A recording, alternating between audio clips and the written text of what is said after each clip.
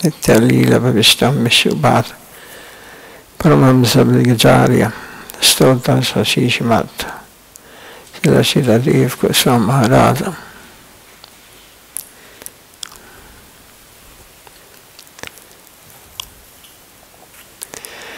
He speaks about the Krishna conception.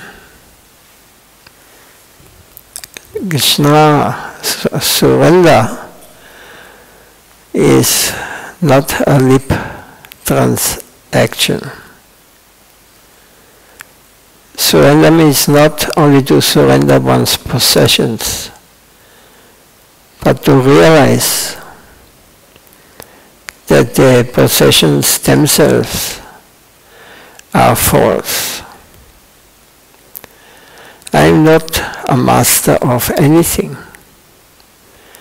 I am not even master of myself. Surrender means to give everything to the Guru and rid ourselves of the unholy connection of so many possessions, so that they may not disturb us by always suggesting, "You are my master," and in this way misleading us. We should think everything belongs to the Lord and His delegation, the Guru. I am not the master of anything. That sort of knowledge we should imbibe, and that will be helpful to our real spiritual progress. This is reality. We have to realize that fact. We want the truth. And we want to free ourselves from false notions. So proper diksha, spiritual initiation, imparts the divine knowledge that nothing belongs to us, not only that, but everything belongs to God, including ourselves. That is the conception of diksha. I belong to Him. Everything belongs to Him. I am His servant. And these are the objects of His service. So, shocking.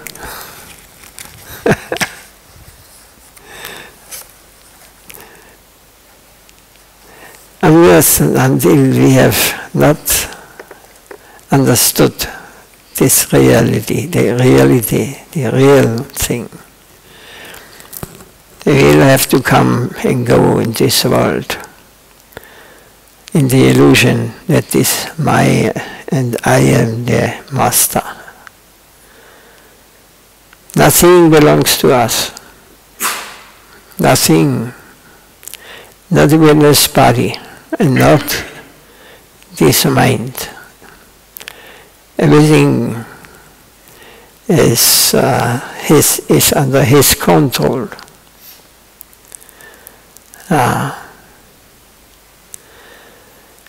And surrender means diksha also.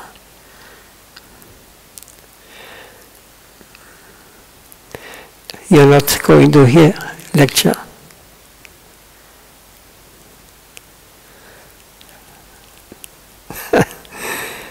This is reality, and we are suffering under non-reality in an imaginary world. We are living in a fool's paradise. We should do away with the fool's paradise and try to enter into real paradise.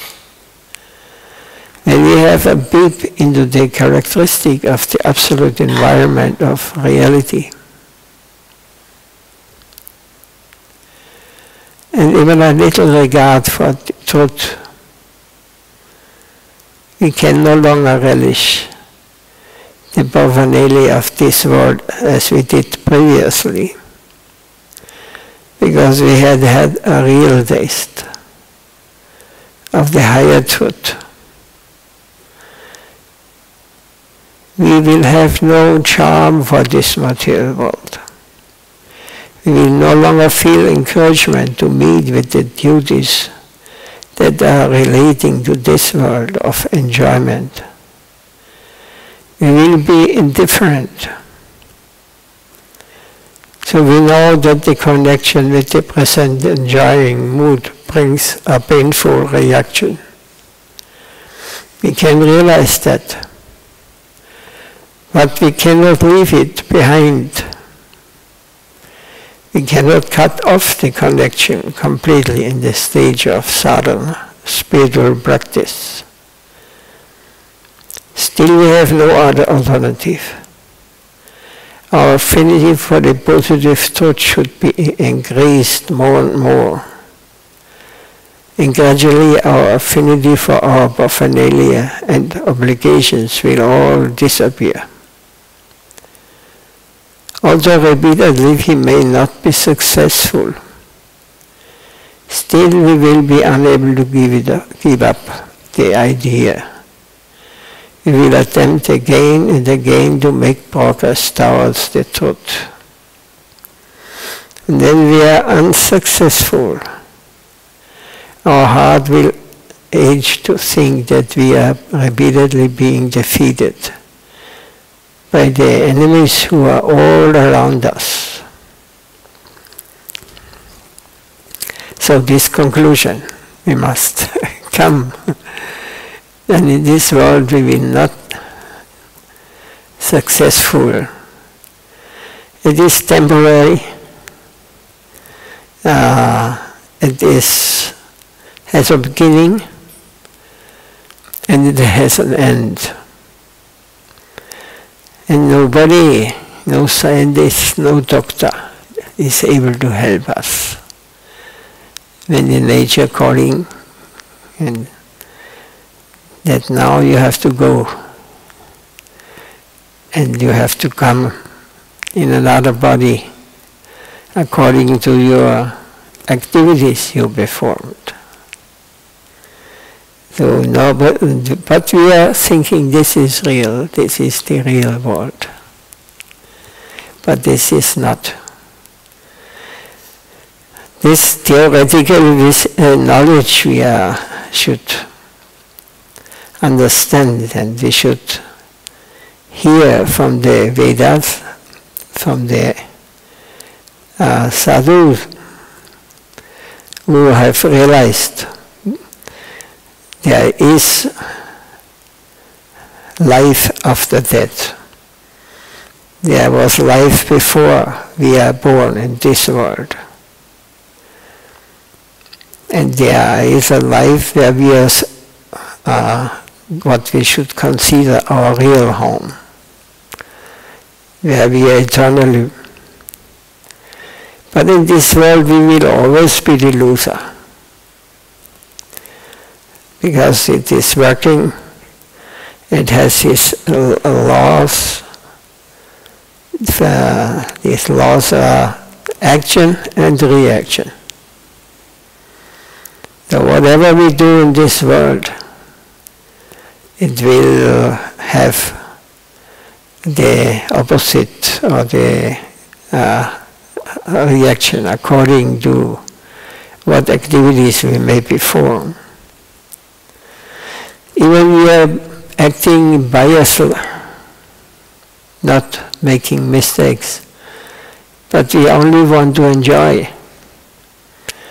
And we are worshipping the demigods, asking them for give me enjoyment. They will go to heavenly planet, they will enjoy there on a higher level, but after they have to leave again also, come back to this world. Because they have not understood the simple principle that everything belongs to the Lord. He has created it, He is the enjoyer of it. Even our body, our mind is belonging to him. If we think it is my body, but if you think like this, what in 100 years you cannot say this, because body is gone. So what is the meaning of living in this material, gross material world? Or even in heavenly planets, you think you are now king there or something, enjoying, but it has an end also.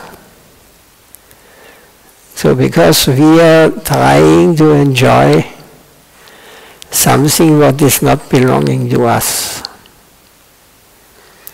that's because of this we are covered by Maya, that what is not real actually, it is temporary.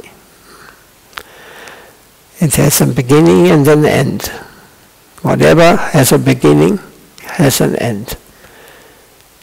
Even the whole creation, whatever exists here, every atom, it comes into being, it manifests, and it will be destroyed.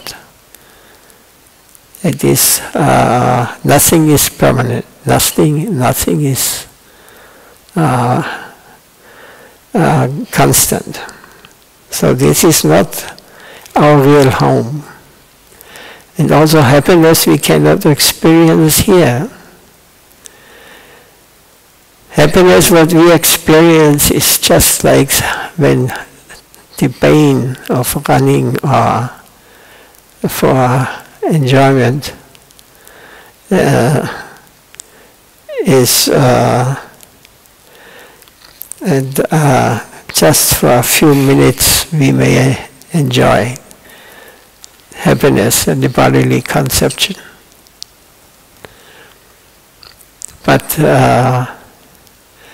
the real happiness we cannot experience in this world. So we are wasting our time here if we are not asked the question. Gayami in Bengali say, who am I really? I am this body, I am this mind. Is this my, but this will be finished. Even the mind will be finished. I cannot go on. Next lifetime I will identify with a dog or with a monkey or with a demigod or a member of the heavenly planet, but I identify again with something I am not. It is just dreaming, illusion. So the Lord made this so that we may not disturb him in his eternal abode. Because there, those who are living there, they consider everything is his, and everything is meant for his enjoyment. And we are meant also for his enjoyment. And we can only experience real happiness when we please the Supreme, to whom everything belongs, who is everything. So this condition we are now in, this illusion, it is created because we decided it. You want to enjoy separately from me, you want to become like me, you want to be the enjoyer. I create a universe for you. And there you can try to enjoy. But you will not be successful. Because in the end, we will desire and it will not be fulfilled, but the desire is still there.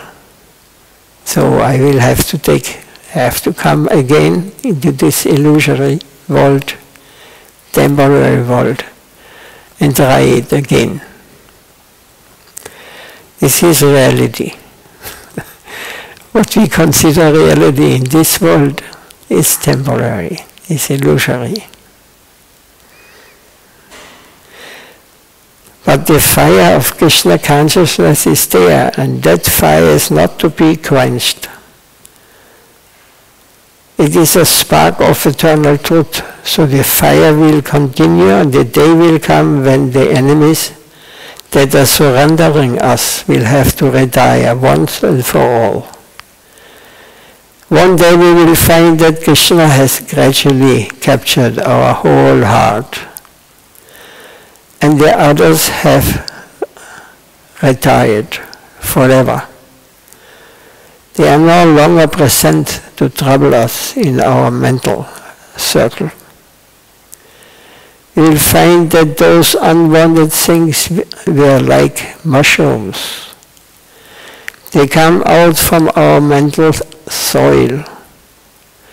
Now they have all gone and died. They have all gone away. And Krishna alone is in the heart. At that time the heart is only full of Krishna, full of the Krishna conception. Srila Bhakti Siddhanta Saraswati Thakur once instructed a disciple at the time of initiation into the Hare Krishna mantra that Krishna should be allowed to land in our hearts, just as an army is landed by the navy. An army is carried by a ship, and when they have landed, the fight begins and they capture the country, just as Julius Caesar said, Veni Vidi Vici. I come, I saw, I conquered. So we have to allow Krishna to land in our hearts. Then the fight will begin. The difficulty start to give up our illusory conception of what we are in. Then light will come. Krishna Surya Sama. Krishna is like sun, Surya, high on the sky. Wherever there's light, darkness will vanish. So I will land in our hearts, then the fight will begin. Darkness against the light. Light, Krishna will always be the will always be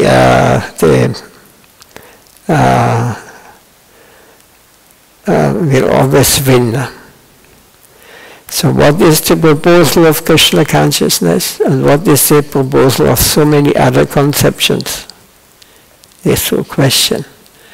They are all giving us their assurance from time immemorial, saying, I shall give you this, I shall give you that. But the Krishna conception will enter and say, my claim is this, the whole thing is mine. And you are all trespassers. The fight will begin. The unwanted things are sure to withdraw, and Krishna consciousness will capture the whole heart. This is the process. Krishna consciousness has only to land within our hearts.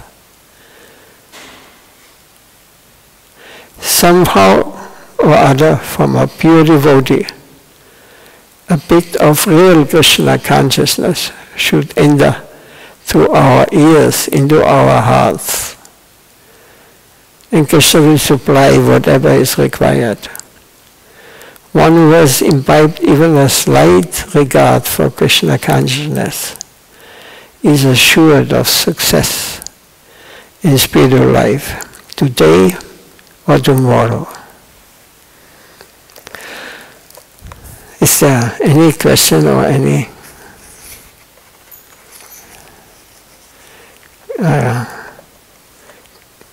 comments?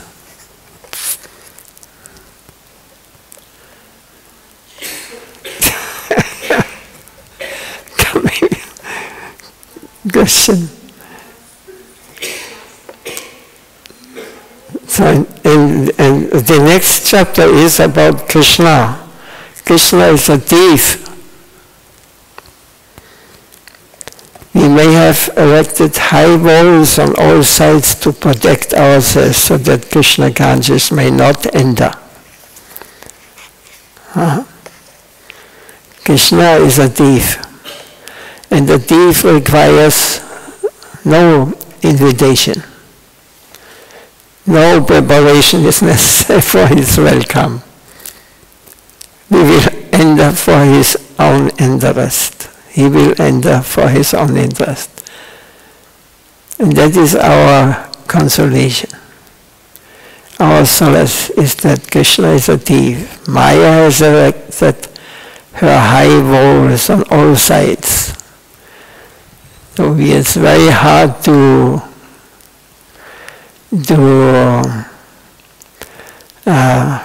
fight Maya for us, because Maya, illusion, has established high walls around us, and we want to defend our position. I am the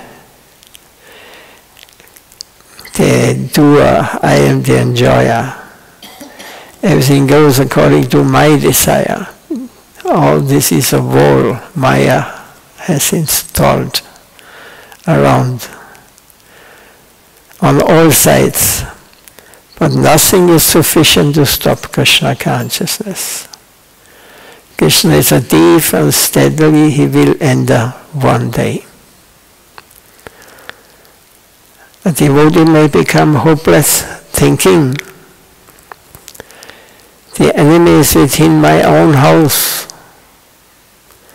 My own kinsmen are my enemies.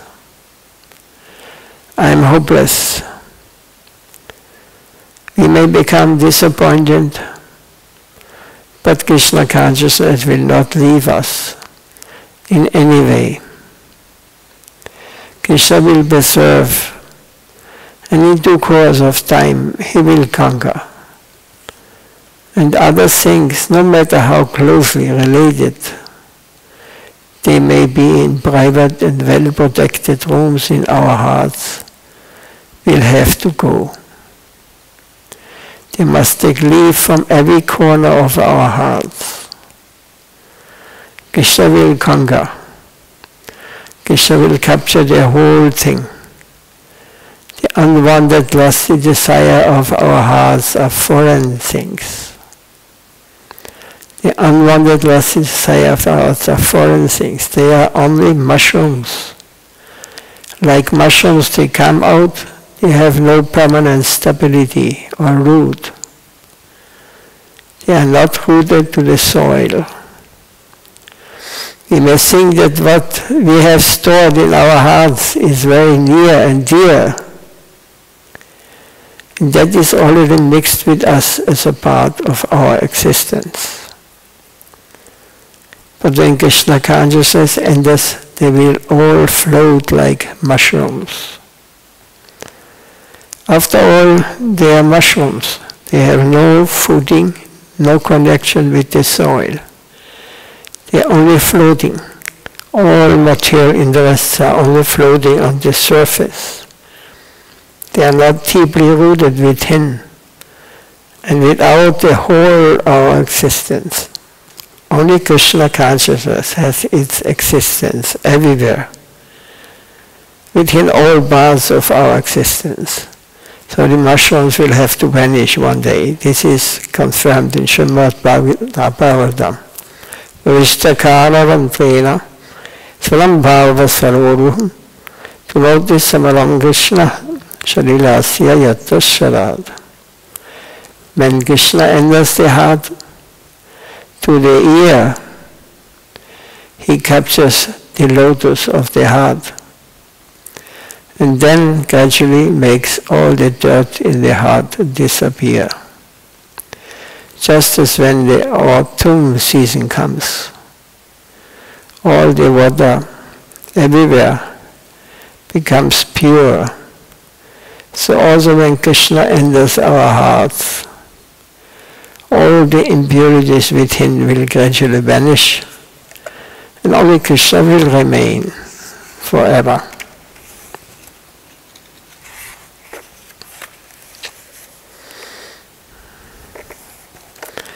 Something to say? Everybody agrees. Very nice. Hare Krishna.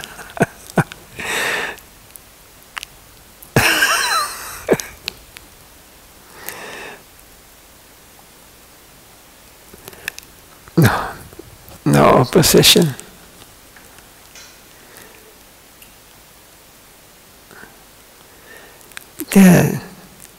In this chapter he speaks about the Hare Krishna mantra. Before chanting the name of Krishna, we must first chant the Panchatattva mantra. What is the Panchatattva?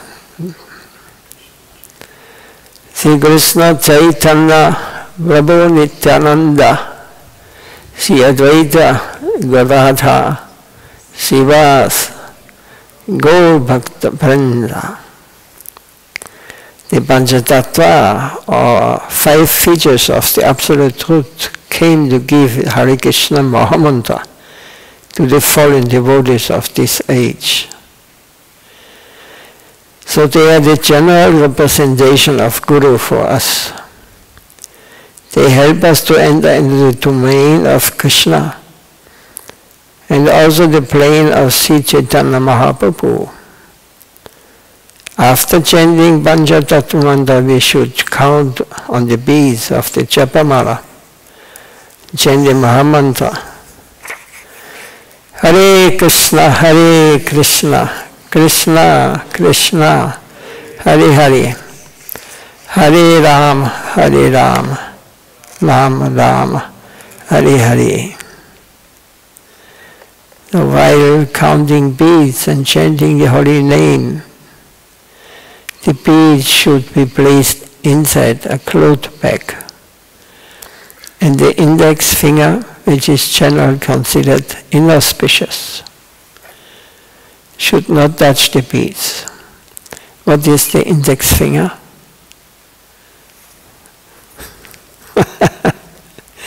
It is inauspicious.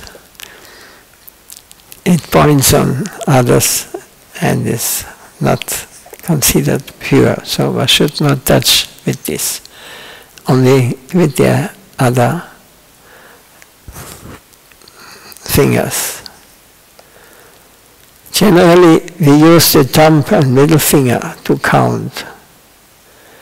So one should chant 16 rounds is recommended by Bhaktivedanta Swami. But if there's any emergency, we must chant at least 4 rounds. The mala should not be kept fasting. So we are renouncing many things, but we should not renounce, should not fast mala. We should always chant at least 4 rounds if we are busy. And as Swami Maharaj, Bhaktivedanta Swami Maharaj said, at least 16 rounds.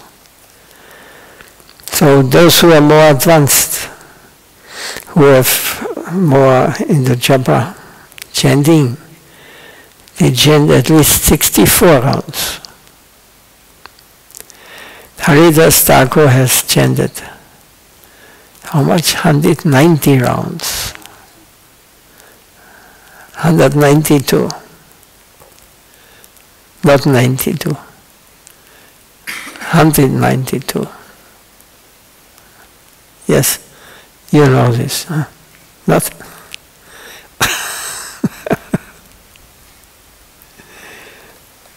Yeah. But you wear a big bag, very nice.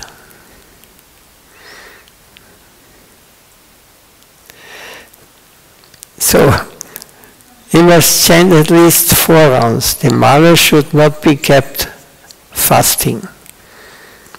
So we should always chant. In the process of counting, we begin from the bigger beast, go towards the smaller, and again return in the same line. The giant bead in the center is called Mount Sumeru. We must not cross over.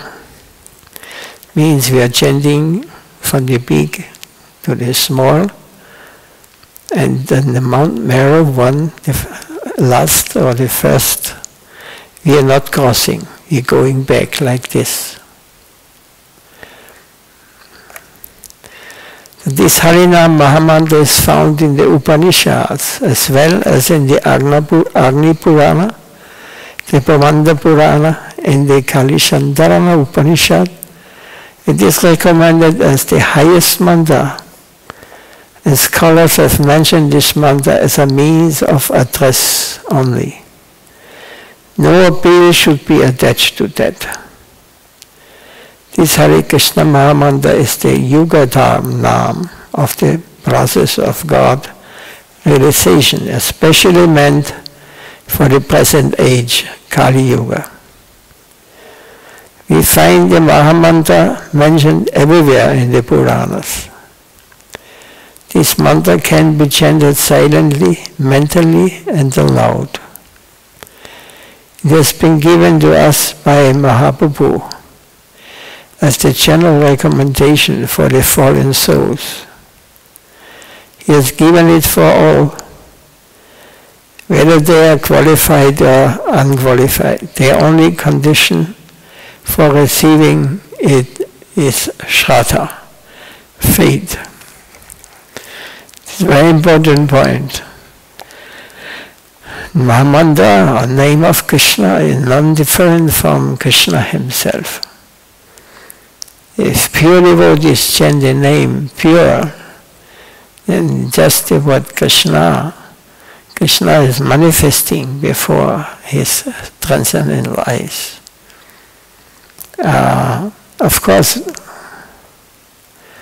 this Shraddha, we are not have attained this level of Shraddha. Shraddha means faith. It is mentioned in the Padma Purana that there are 10 kinds of offenses we must try to avoid in the chanting of Hare Krishna Mahamantra. There are also 4 kinds of namapas, or apathetic chanting, which will not give us entrance into the domain of mercy, where liberation will be affected by that kind of invocation. These 2 improper kinds of chanting stem from our tendency for exploitation and renunciation.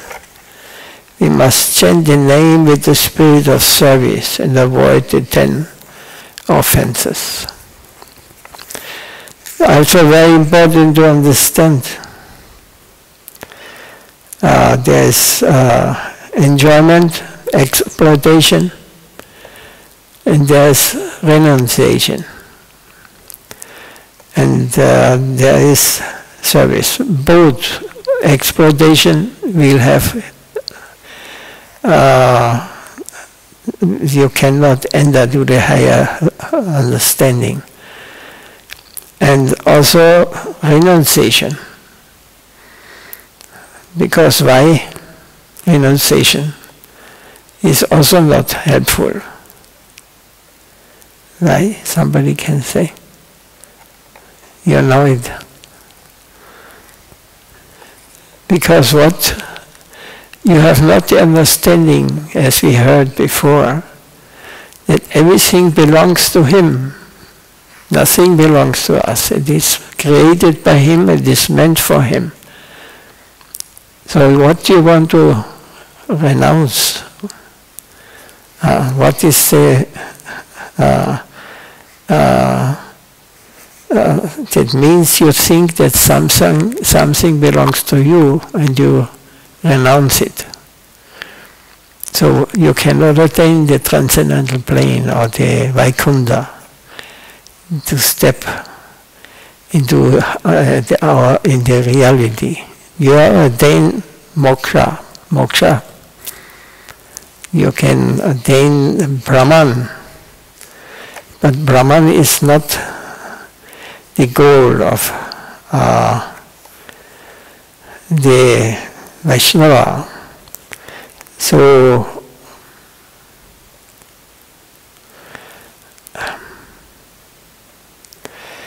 only those who are getting initiated into service to the Lord, that they serve Him and seeing with the eyes of everything is meant for His enjoyment. So they don't have to renounce. They don't have to give up anything, because they understand nothing belongs to me, nothing is meant for it is meant for the Lord's happiness, enjoyment. We are soon finished.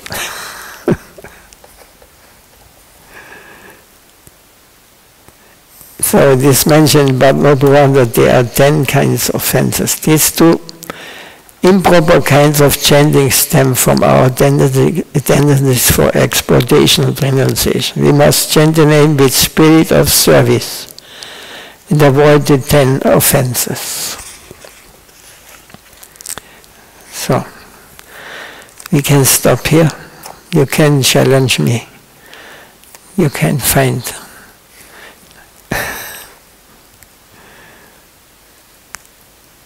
If you give me a better solution or better understanding, I will accept.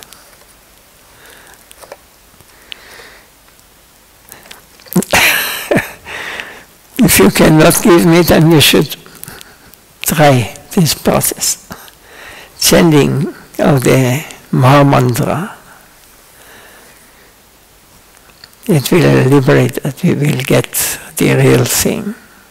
We will understand. Service, chanting the holy name, everything is meant for Him, for His pleasure. With this attitude, very fast we can advance in our spiritual life.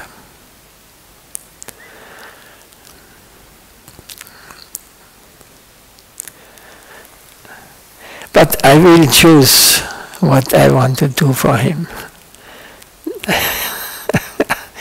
It's another trap of Maya. We never do something for Him when we choose it. Whatever may come, whatever situation. We offer Him, we serve Him. If it's not done under the guidance of a pure soul, a sadhu, a real sadhu, then it is not service. It is self-satisfaction. We do it for our interest. We cannot serve the Lord.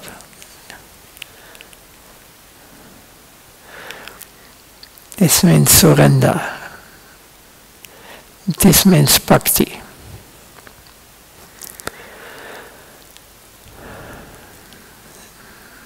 Maharaj, I'm right or wrong?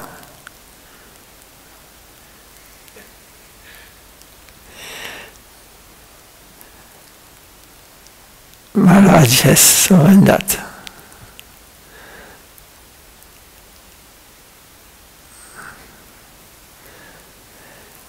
Jai Srila Sitadev Goswami Maharaj ki jai, Sri Mahamantra ki jai, Jai Srila Gurudev ki jai.